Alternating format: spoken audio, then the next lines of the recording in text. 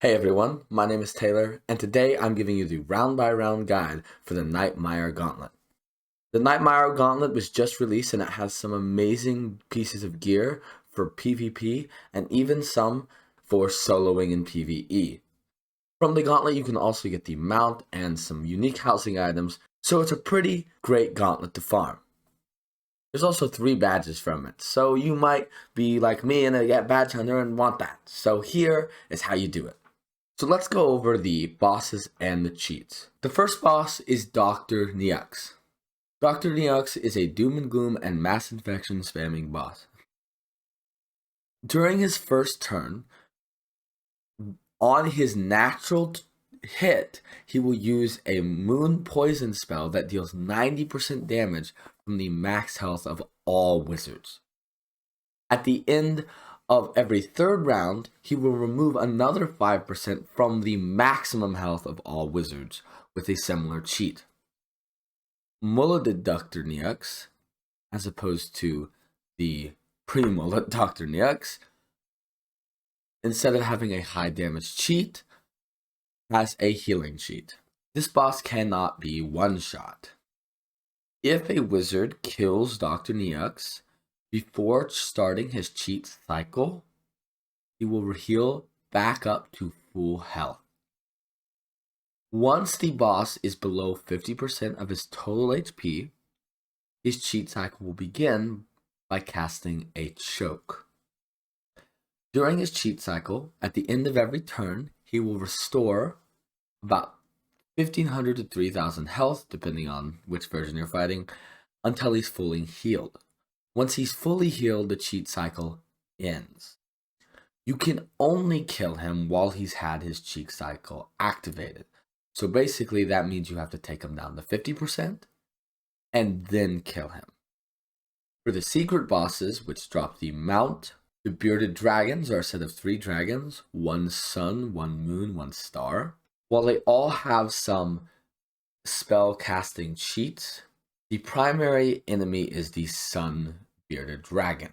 If you kill the sun dragon at the same time or before the star and moon, he will heal all his allies back to full health and hit you with a raw or a power nova that deals 75 or 50% of your total HP respectively. At the beginning of round 2, there's some mild, unimportant cheat cycles, but at the end of round 2, the sun dragon will cast Blinding Light, Guardian Spirit, and Smoke Screen. There are 2 round-by-rounds that I will be going with to teach this gauntlet. One for a fire hitter and one for a storm hitter. For Dr. Neaux, I'm not going to go into significant detail, but you can simply turn one him by triple fainting and using Tempest, or using Scald Incendiate. If you're not confident in your ability to kill him turn 1, my recommendation is to have one player use a choke or another mass stun spell. For the Mulleted Neaux, as stated, you must get him below 50% health. So, on round 1, the first person will use Mass Feint, the person 2 will Quench, and person 3 will use Potent Feint. Quench is needed to counter the choke cheat so that you can kill on turn 2. The fire or storm will use Dragoon or Tempest to take out the boss. On the second round, the rest of the team will stack feints by using a regular potent and some other form of feint, preferably a item card potent feint like Dragoon Boots. And then the fire or storm will use Sunbird or Bats respectively.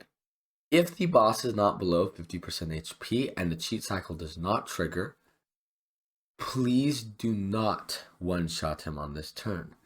You will need to hit him again and then be able to do enough to deal the rest of his health plus 3000 health that he will inevitably gain at the end of that next round. Now for the bearded dragons fight, first I will be telling you about Storm. During this fight, your support will do the following. 2 of your supports will use a potent feint on the star and moon bearded dragons respectively, And then the third support will sharpen Elemental Blade the Storm. The Storm Hitter will sharpen. The Storm Hitter will then blade themselves. On turn 2, the support will use Spirit Diffuse on the Sun and Quench on the Sun, respectively. And then this third support will use another 45% blade. Again, this should come from Dragoon Boots, but there's other alternatives if you don't have those. The Storm Hitter will then Stormlord. This should kill the Star and Sun minions. However, if you're finding it inconsistent, a Will Cast Hex can guarantee that kill on the Star, or you can simply delay to 4 turn where you kill the Star on turn 3 with your bats, and then follow up with a Tempest. And of course, on that final turn, you will basically just spam feints onto the Sun-Bearded Dragon and hit him with a Lightning Bats. The Fire Strat is a little more consistent because you get around any possible shields, but it will require Incendiate. You will do the same potent feint on the Star and Moon, and the Fire Hitter will Frenzy. The guy who's doing Incendiate, who will be going last, will blade the fire. The 2 supports will then use Spirit Diffuse and Quench once again, and the Fire Hitter will Scald, and the Incendiator will Incendiate.